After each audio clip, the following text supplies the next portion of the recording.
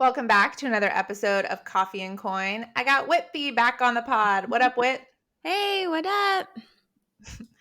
Where in the world are you today?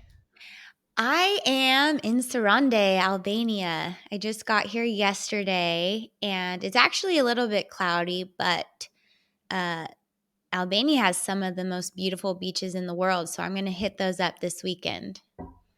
And a gorgeous sunset that I was seeing as we were preparing for this. And you took a ferry there from where? Where have you been? From Corfu. We were in Corfu before this. It's very close to Albania. It's like a 30-minute ferry ride. So very convenient. Well, as a reminder to anyone who is a long, avid Coffee and Coin listener, Whitby has been on what started as a 1-year sabbatical, now going on 2 years, where she's been traveling all around the world. And she can do that because she had $1 million portfolio built before she set off, because she has been investing for over a dozen years, just consistently, religiously, and it has amounted into a place where she can take this time to travel and live life. So, as always, you're an inspiration to me and to several listeners, which is why I like to see where the heck you are. The financial flexibility, thanks to the Wealth Circle and the fabulous money community I've surrounded myself with. Truly, it's the best. We talk about financial flexibility on the way to financial freedom, and you really live that. So, today we're going to dig into IRAs.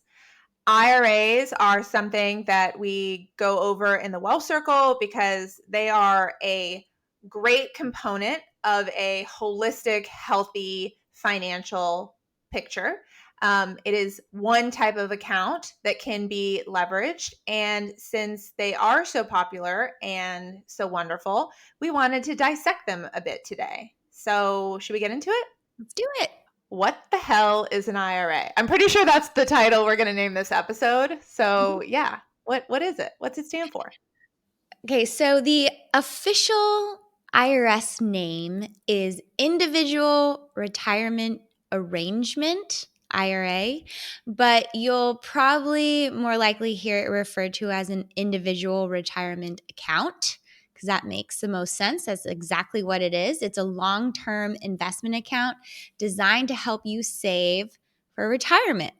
So it is similar in nature to a 401k, which we talked all about a few episodes ago in episode 157. Where it's a tax advantage account, meaning that you get tax breaks by investing in and holding your money in this kind of account. Okay, so we love a tax advantage account, which an IRA and a 401k both are.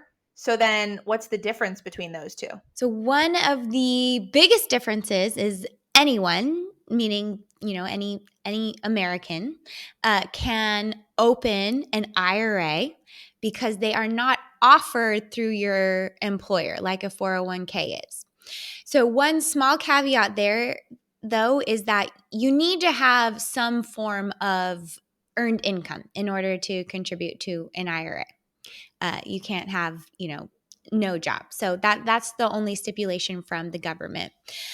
But the another big difference is that with an IRA, you have your choice in brokerage firm that you want to hold your account. With a 401k, again, because it is through your employer, it is up to your plan administrator where those accounts will be held. So you have more flexibility there. And then one of my favorite differences with an IRA is that you have a broader choice in underlying investment options. So you'll basically have more index funds to choose from as to where to put your money in your IRA, where again, with a 401k, your investment choices are limited by your plan administrator.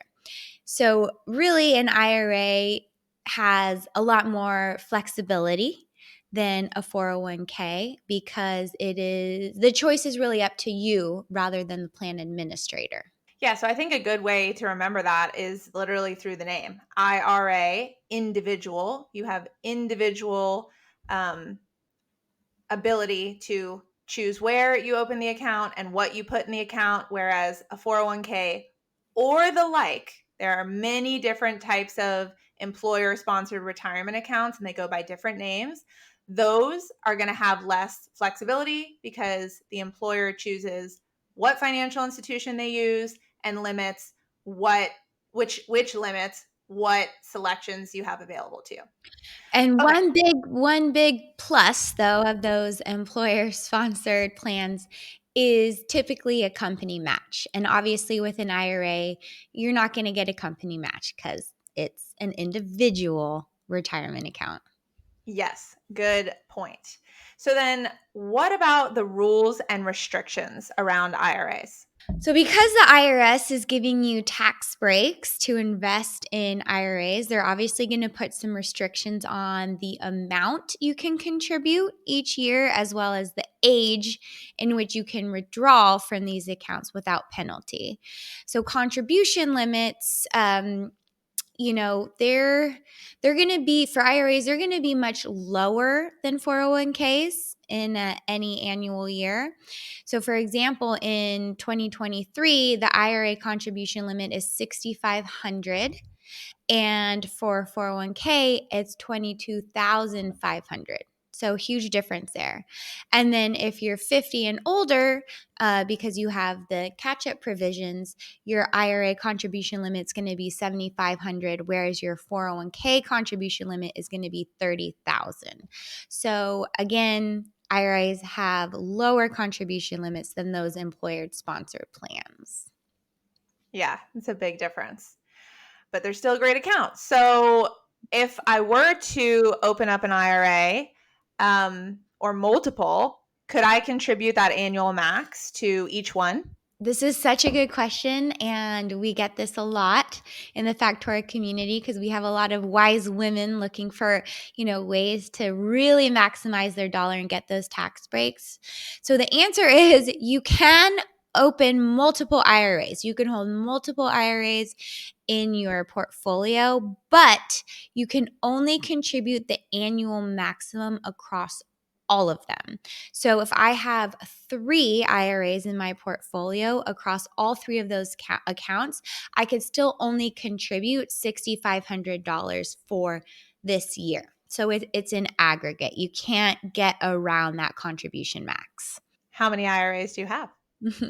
I have 2 in my portfolio. I have a Roth IRA and a traditional IRA, which I will break those down for you a little bit later. But yeah, I have 2 in my portfolio, and I know multiple people who have 2, some people who prefer 1. So again, there's no wrong answer with what makes sense and how many IRAs you should hold in your account or in your portfolio.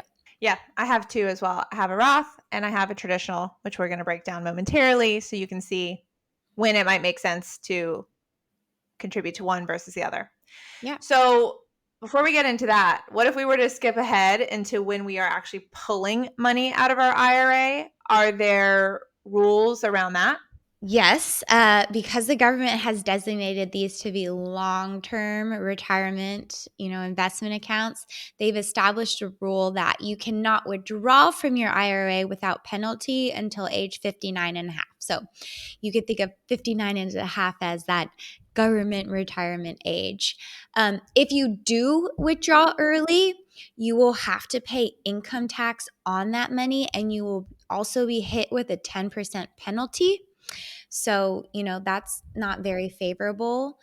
And then, there are also some exceptions to the government of when you can withdraw early without penalty for certain hardship withdrawal exceptions. If you have immediate and heavy financial needs, for other qualified reasons such as healthcare, buying a first time home. There's certain exceptions where you can withdraw without penalty before 59 and a half. But I always discourage this option unless you're truly in dire straits, because it means you are depleting your retirement savings. And at that point, you have less of a runway to earn that money back and invest it and have it compound and grow. So you're arguably putting yourself in a worse position, but it is still an option nonetheless. So I want to make, listeners aware of that. But please do your due diligence and understand the implications of pulling from your retirement account early before you do so. Okay, that was really helpful. Um, let's say you reach age 59 and a half and you don't need the money because you took a well circle and you're so heavily invested in all the places. So you don't want to withdraw it yet. What does that mean? When do you have to withdraw it? Yeah, well, you don't have to withdraw at 59 and a half. And like, if you don't need the money, good on you. You could let that, stay in your account, compound, earn more returns. But obviously you can't keep your money in there forever because the IRS is going to want their taxes. So at age 73, the IRS is going to make you start withdrawing your money every year, and this is known as required minimum distributions or RMDs.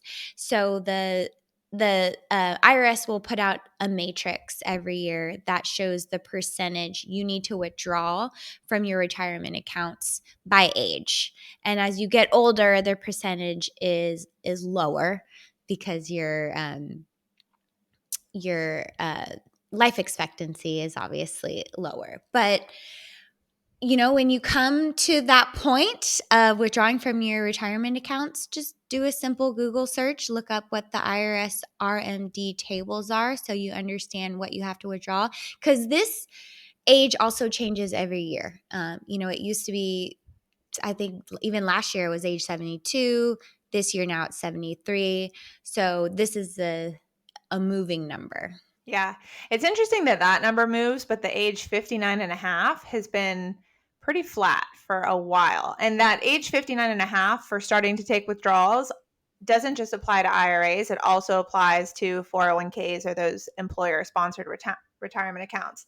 But I know what a lot of people do is they look at RMDs in conjunction with Social Security payouts. So they can kind of consider both when planning their income and expenses down the road in retirement. But Absolutely. right now, we're all about building the wealth. So let's talk about the different types of IRAs that are available to people because there's more than one. Yeah, so there are four types of IRAs: traditional IRA, Roth IRA, simple IRA, and SEP IRA. So traditional and Roth are going to be your two most popular IRAs, and they really work the same in terms of how much you can contribute, how much you can withdraw, when you can withdraw, but the biggest difference is their tax treatment. So a traditional IRA, you don't pay taxes on the money you contribute to your account in the year you contribute. You defer them to when you withdraw. So if I invest $6,500 to my traditional IRA this year in 2023, I will not pay income taxes on that amount. As that money grows over the years in my IRA, I'm not going to pay taxes on that amount. But when it comes time for me to withdraw my money at or after age 59 and a half, that's when I'm going to pay my taxes. And then with a Roth IRA, the tax situation is totally flipped. I do pay income taxes on that $6,500 that I invest this year, but then that's it. I don't pay taxes when my money's in my Roth and compounding over the years. And when it comes time for me to withdraw my money, I don't pay taxes then either because I already paid on the front end. I think a way that helps me remember this is Roth right now. It means right now I'm going to pay the taxes up front so I don't have to pay them later. And then traditional, which oftentimes it doesn't even say traditional, it just says IRA or people refer to it as an IRA. That means that it's going to be deferred until later. So just wanted to clarify that. Yeah. What about the SEP and simple IRAs? So Semp and Simple, they're a bit more nuanced, and these are truly designed for self-employed individuals. So think independent contractors, freelancers, business owners, um, and the biggest thing to know, they essentially work the same as a traditional IRA in terms of taxes go, but the biggest thing to note is that they can have much higher contribution limits than traditional and Roth IRAs. So for 2023, the simple IRA contribution limit is 15,500 or 19,000 for those over 50. And then the SEP IRA contribution limit is 25% of your salary or up to 66,000, whichever is less.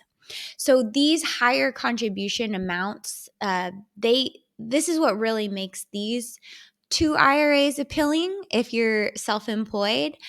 But again, they are a bit more nuanced. Says with a SEP IRA, only the business owner can make contributions for the employees. The employees can't make the contributions. And this is, they typically say a SEP IRA is a better option for those that have no or very few employees for this reason. And then for a simple IRA, both the employee and the business owner can make contributions. So it's really more of a cross between an IRA and a 401k. And then this option would be better if, as the business owner, you have more employees, even up to 100 employees. So it always seems like in America, there are a lot of favorably designed systems and accounts for business owners because we are a capitalist Yep. society, right? So, definitely something to look into and consider taking advantage of if you are that self employed listener, even independent contractor, Mhm. because you likely don't have access to an employer sponsored account at this current time. So, this is a way that you could add to your IRA contribution limit instead of it just being that typical 6,500. You could get more based on a simple or a SEP or whatever works for you. Right. So then in that vein, how does someone even determine which IRA is right for them? So it's all going to come down to taxes, and obviously, if you're self-employed or a small business owner, talk to your CPA about setting up a SEP or a simple IRA to see which one would get you the most tax benefits based on how your business is set up, how you're taking your income, and for your specific financial situation. If you are not self-employed, then your choices are going to be traditional or Roth IRA, and that's when it comes down to, do you want to pay taxes now or do you want to pay taxes later? And this is really hard to know which one is better. So, realize that both options are great. It's really your preference and it really comes down to your financial situation. Like I mentioned earlier, I have a Roth and traditional IRA in my portfolio. Allegra does as well, and I switch off contributing to them based on my annual income situation, my overall tax liability for the year. So I feel that having both in my portfolio gives me ultimate choice and flexibility with my retirement investments and how I can manage my taxes each year. Totally. And I think one thing we haven't mentioned yet, but is really important to note, is that not everyone is eligible to contribute to a Roth IRA every year. And that's because, for instance, in 2023, if you're a single tax filer, you can't contribute to a Roth if you make more than 150K. If you are married and filing jointly, you can't contribute to a Roth if your household is making more than 228K. So if you are over that annual income threshold, which is going to change every year, you have to contribute to the traditional IRA if you want to take advantage of an IRA or do what is called a backdoor Roth. And this is why it's so important to, like, I can't imagine listeners are scribbling this down while they're in the car, but good on you if you're able to note all of this. but it does get nuanced and there's specifications to everything. So I think it feels overwhelming until you see it all together. So we're just talking about IRAs today, and obviously there's a lot to talk about with IRAs. But that's why we do more of a holistic approach in the Wealth Circle, so you can think about all these accounts and what works best for you.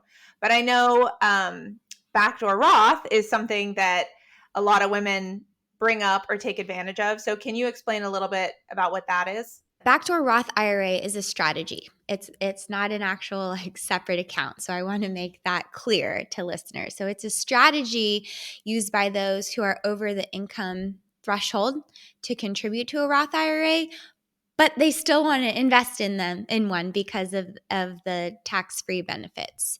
So the way it works is if you're over the threshold, then you would first contribute to a traditional IRA, but you wouldn't invest that money, you'd keep it in cash.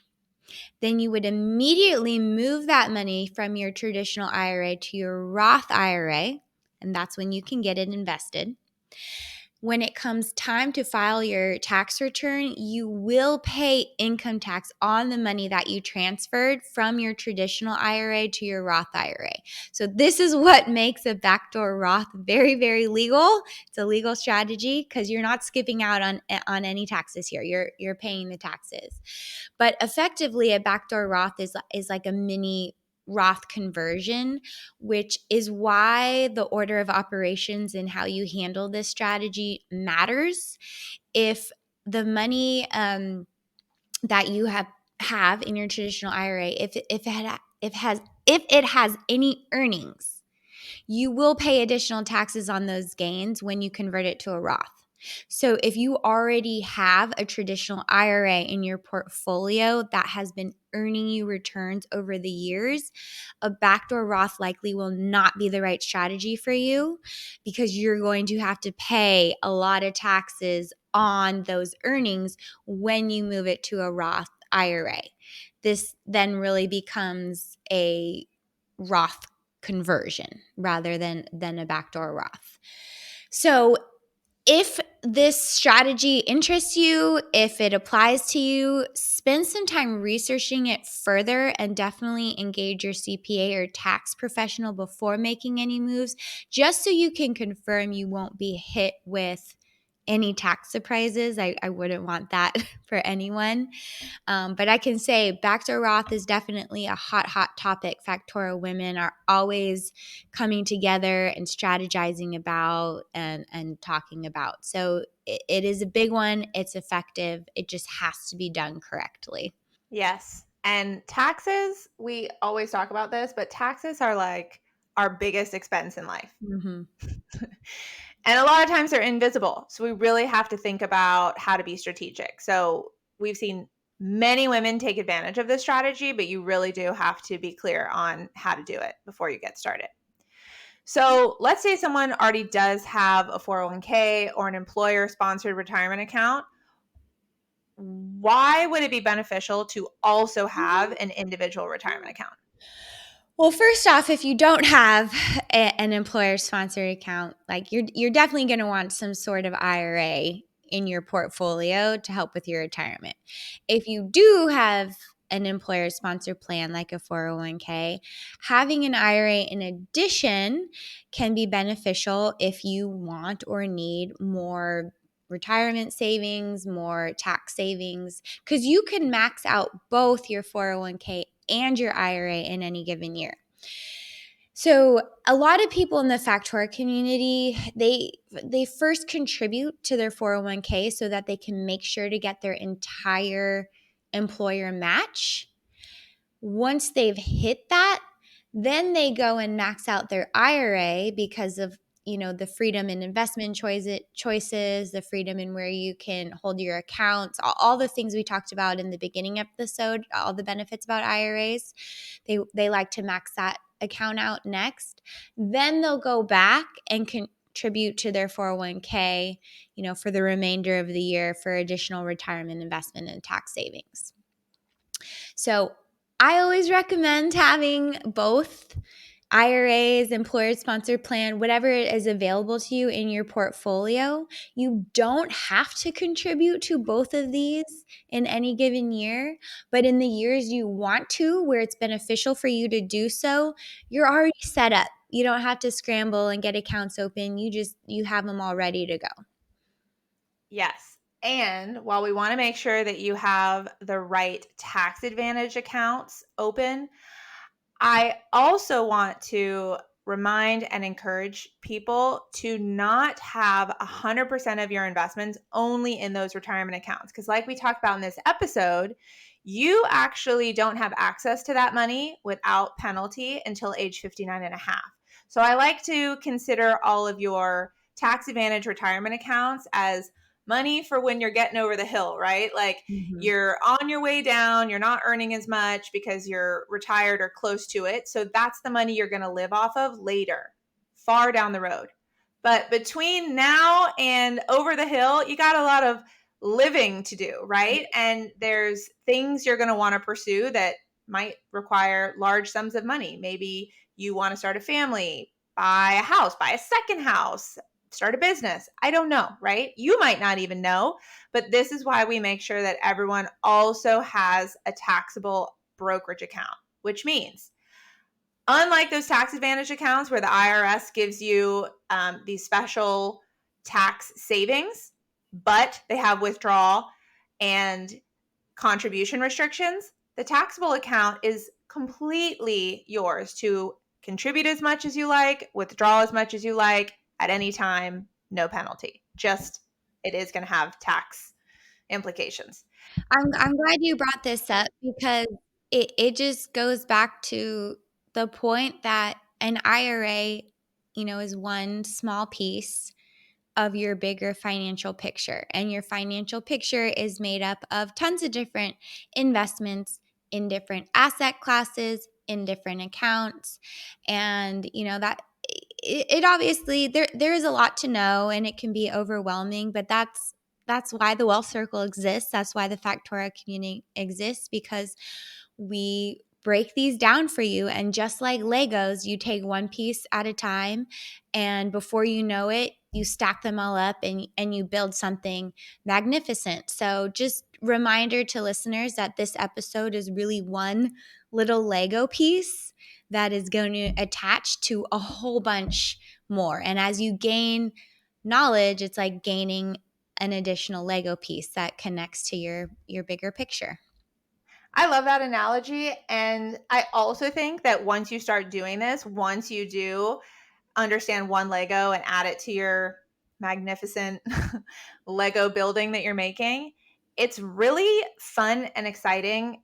And it's almost like gamification is the best way I can explain Oh, it, yeah. because when you figure out how the IRA works and the 401k and the taxable brokerage and how to select the underlying investments in all of them, you just feel so confident and empowered to keep doing that with other aspects of your life. And we're just really talking about accounts that allow you to invest in the paper asset class. There's other asset classes and other things that you can be doing to build wealth. So